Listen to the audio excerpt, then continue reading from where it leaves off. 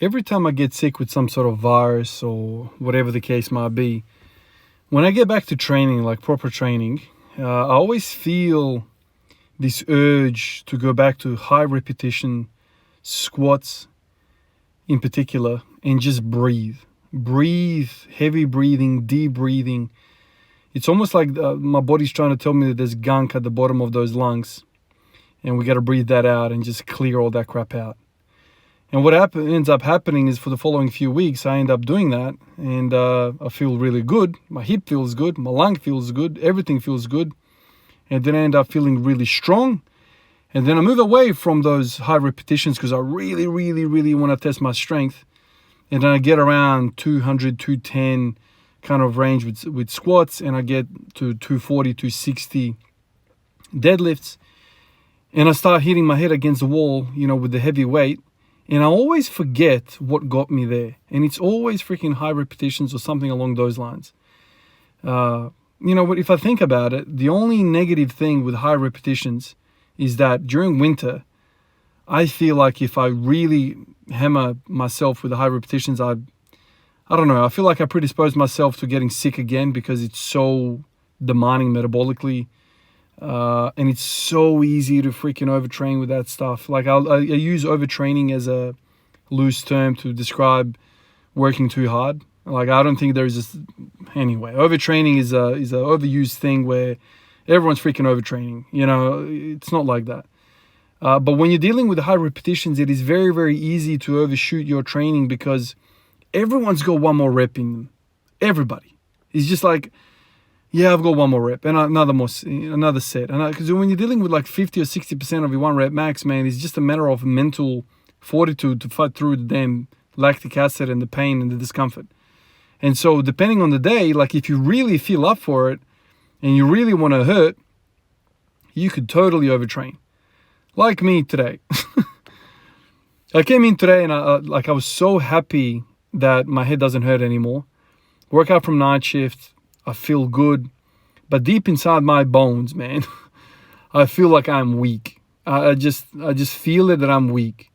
And I was. I got to the bar and I started kind of warming up and I felt loose and I felt my back was not right. All the achiness that I've had in the last week and the achy shoulders and all of that just does not make me feel strong. And so I get to the bar and it's feeling loose. I feel like I'm almost like stripper deadlifting it. Like my legs are just, I don't know. They were straightening quicker than my torso, or my hips. It just, I felt out of rhythm.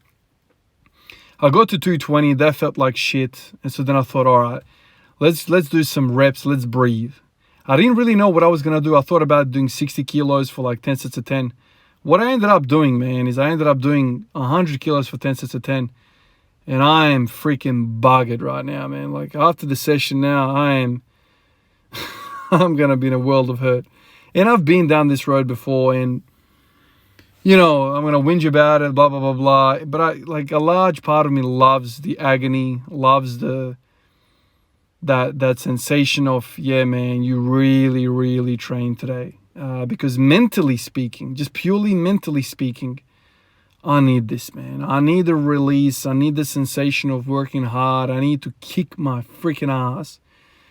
And there's nothing like, high rep squats. I know high rep is 10 reps is not really high rep. Like, when I say high rep, I'm usually talking like 20 plus up to 50 or 100 or whatever. But 10 was enough. For 100 kilos, 10 sets of 10. I'm going to be hurting tomorrow. Like I'm already feeling my adductors are going to be screaming tomorrow. I'll continue to stretch the adductors. That's going to be my number one focus of stretching, the side split. I don't even know if I told you guys, but I've been speaking to a few of you guys. I bought a machine which you sit in it and there's a wheel in between your legs and your legs are like on these rests and you spin the wheel and it essentially stretches for you. It spins your legs out to the side, splays your legs to the side, and you stretch through that machine. The machine cost me not even $200 delivered. I thought it would be a really good investment for me to do that. And every single time I walk past the living room, it's sitting there. I need something to make stretching cool, easy, effortless. I don't want any of those mental barriers that have stopped me in the past from stretching. This thing can literally sit on the floor. It's like a seat in front of the television. I can sit there and I just, drive my car with this damn wheel that I've got, and you just, stretch. It comes from the martial arts world, my understanding is. I think it's called the middle splits machine or something like that. Anyway, I've been enjoying that. So I'm stretching the hell out of that. Maybe it's going to help me with the DOMs. I'm not sure, whatever the case might be. But this is kind of what I'll be looking at doing twice a week.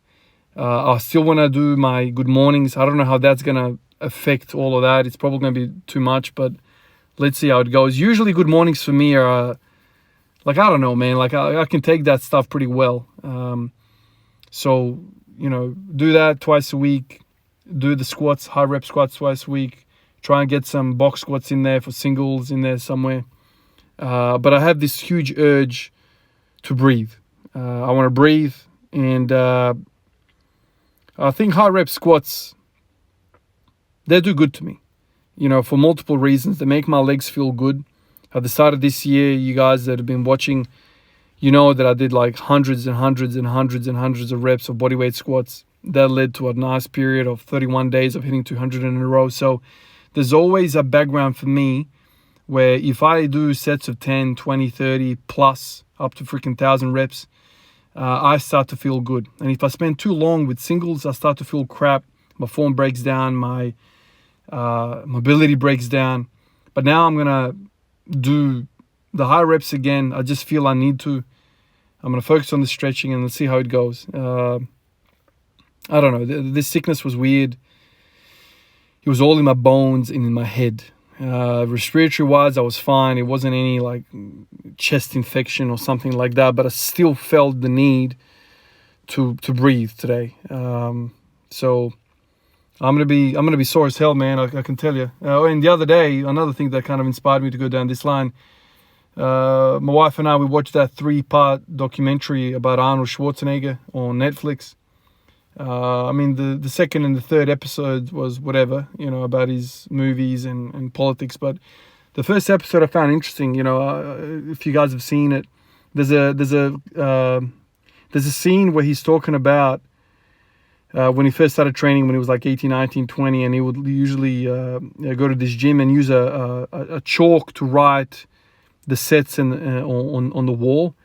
And I don't know if I heard this right or not, man, but he did a lot of reps. He would literally pull 4 or 5 exercises, and he would do 20 sets of those exercises in kind of like a circuit. That's a lot of freaking volume. I think we forget, for natural athletes, we need to do different things to what people that are using the juice. You can't, I don't know. I always come back to the same idea. I think we need lots of volume. Number one, to feel good, and number two, to get stronger. I know for me, there's been many, many times I've spoken about this, but every single time I go into these high rep kind of things, whatever the case might be, squats or push-ups or whatever, I end up feeling really good, and I start to hit 95 to 100% on my 1 rep max, and this is the periods where I end up hitting PRs. When I think about what led me to 265, it was lots and lots and lots of squatting, stupid amounts of squatting. When I think about how I got to 140 bench press, I went from 130 to 140 purely by doing push-ups. Now, whether you guys believe that or not, whatever the science might be in your mind or whatever, that is my experience. That is my damn experience. I don't know what it is. But,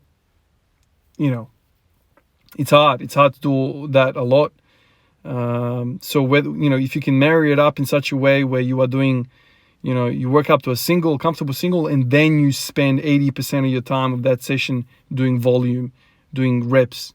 And then if you're thinking through a conjugate lens, and you're rotating those high repetition exercises, you're basically doing repetition method, right? You're just addressing the weaknesses. You're putting blood. You are bodybuilding. Louis used to say, this is bodybuilding. We're bodybuilding most of the time, except we're practicing specific skills, specific qualities that are relevant to our sport, powerlifting. So we want to get strong, we want to get fast, but we also want to kill all the weaknesses. And if you're doing, 100 reps of squats, you're not going to have a lot of weaknesses left around.